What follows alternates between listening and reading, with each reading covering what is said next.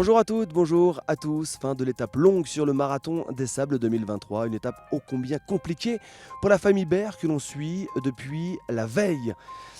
On va commencer tout de suite par une mauvaise nouvelle puisqu'on a croisé un homme seul, tout seul dans le désert. C'est Jacques, le papa.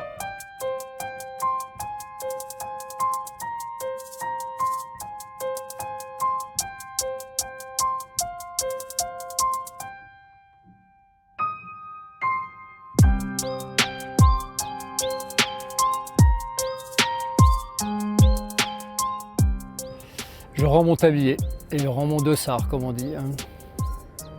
C'est très difficile d'abandonner mes trois fils qui sont venus exprès pour moi le faire, mais je suis quand même content pour eux aussi qu'ils aient découvert ça et qu'ils puissent continuer.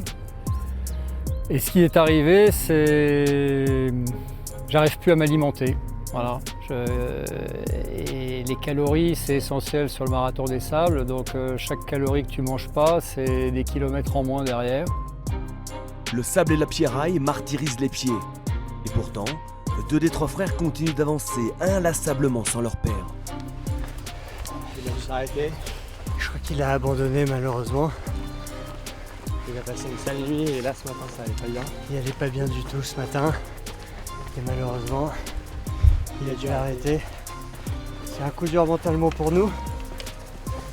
Et maintenant, c'est notre étoile qui nous guide. Et on va le finir pour lui. C'est le plus important.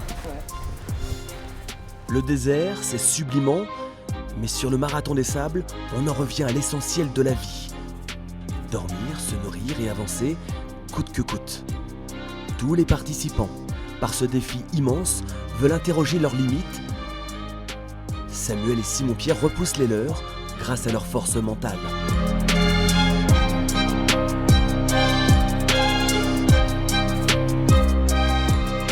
Écoute là, ça devient long, mais au moins on a fait la moitié. Donc j'ai essayé de m'accrocher à ça. Après j'ai mal aux pieds, je commence à avoir un peu faim. Je pense que le prochain CP on va en profiter pour faire une bonne pause et reprendre des forces pour la suite.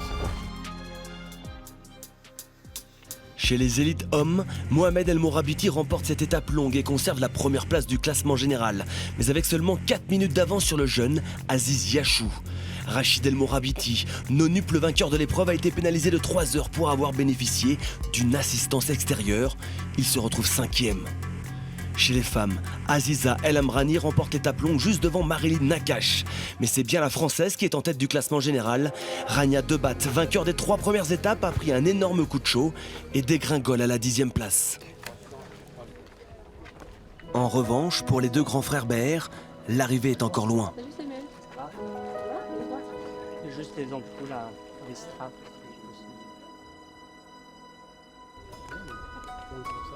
Je pense que c'est la chose la plus dure que j'ai jamais faite. Mais je m'attendais à ce que ce soit la chose la plus dure que j'ai jamais faite.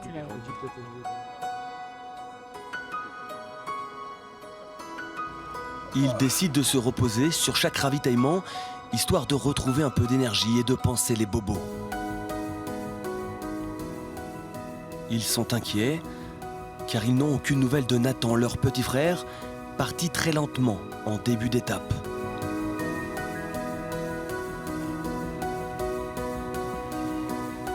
Samuel et Simon-Pierre Baird ont été plus de 24 heures dans la tourmente du sable sur cette étape de 90 km. Mais ils iront au bout de la nuit et de même sur cette étape.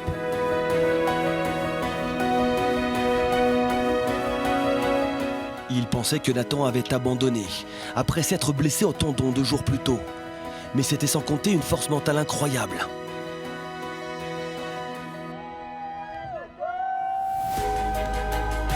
Nathan, en venant sur ce marathon des sables, voulait explorer ses limites. Paris gagné en plus de 28 heures.